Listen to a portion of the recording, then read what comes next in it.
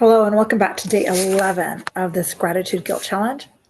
Just so you know, if you're just joining us, hopefully you've watched the preceding videos, but the crux of the guilt part is basically days 8, 9, 10, 11, 12, maybe 13. And then we're going to move back into gratitude. But because guilt and gratitude are such opposite polar extremes, this is a different type of challenge where I'm actually trying to teach you why we go to guilt. We talked about in the last two videos in terms of the three beliefs of the ego.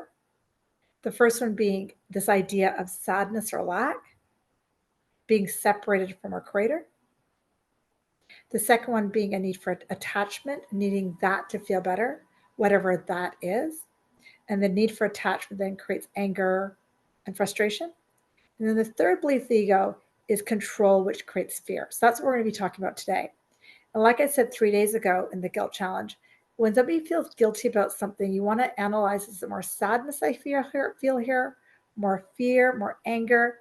And then once you start to analyze which one it is more, then you can work with one of these three beliefs. Cool. Let's talk a bit about control and fear. So the third belief of the ego is control, fear, which then creates guilt. So how it works is somewhere along our childhood, usually from this idea that if I'm safe if I'm approved. So safety becomes a big part of it. Or if I was constantly scanning for a threat, I'm always looking for safety outside of me. Or if I've learned to be a people pleaser or perfectionist, then that's what I perceive as safe. So as a result of this ego thought system, it's really, really busy trying to control things. Because if this occurs, then I feel safe. I can't be rejected. I can't feel powerless. So I need to control everything. Because hopefully during spiritual development, you've realized you can't control anything. When things aren't working, you feel like you're not controlling, you're going to go right to guilt. So if you're not in control mode, it feels weird if you've done it your entire life to feel safe.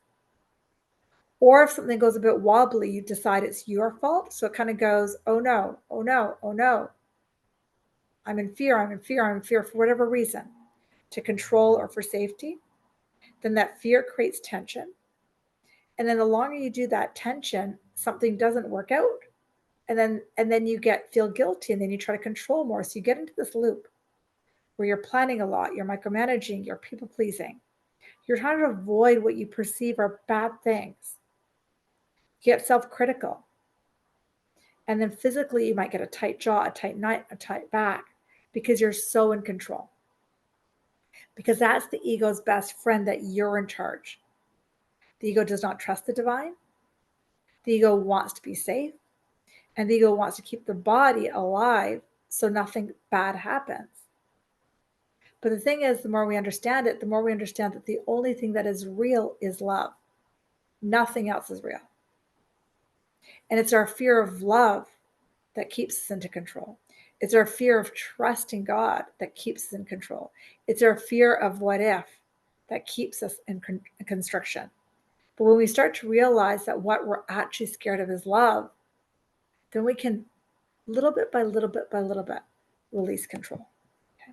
Let's go through a few steps you can take when you're in that fear guilt loop. The first thing you realize is, wait a second, I'm controlling here. That control is from fear. And that's keeping me in guilt. So I can see that I'm so scared that such and such might happen to my child that I'm controlling every little thing. And I can see the guilt pattern, because if I don't do it, something bad's happening. That means something about me. So first thing is to look at it. Second thing is to breathe. Okay, let me drop my shoulders. Drop my jaw. And see that there's nothing external that I can control. There's really nothing external. This fear is blocking love. Let me take a breath here. Then I'd ask myself, what words or thoughts are gripping? What is it I'm looking for? What I'm really looking for is what I perceive as safety. Then I breathe into that more. And then I say to myself, if really what I want is safety, my safety can only come from the divine. I am open to the divine. I am open to love. I am open. I am open. I am open. And I forgive the thought that anything outside of me could give me more than my Creator could give me. I forgive myself for ever thinking that the little I could do anything. I forgive myself for ever thinking that I was in charge of anything. And I bring in the love again, and I break that fear-guilt cycle. So I want you to practice these. Remember, it's both body and mind. And notice what you're trying to control and say, wow, this thing outside of me does not define me because I am one with the Creator. I forgot that. And this control means fear. Control means I'm not safe. But the only place I can be safe is in the arms of my Creator. That's a great way to break the loop. So please try these techniques and please share below, because the sharing gives me a chance to know what to teach tomorrow. Sending you lots of love. Hope you have a beautiful day, and let me know how the Skillet Workshop's working out for you. So much love.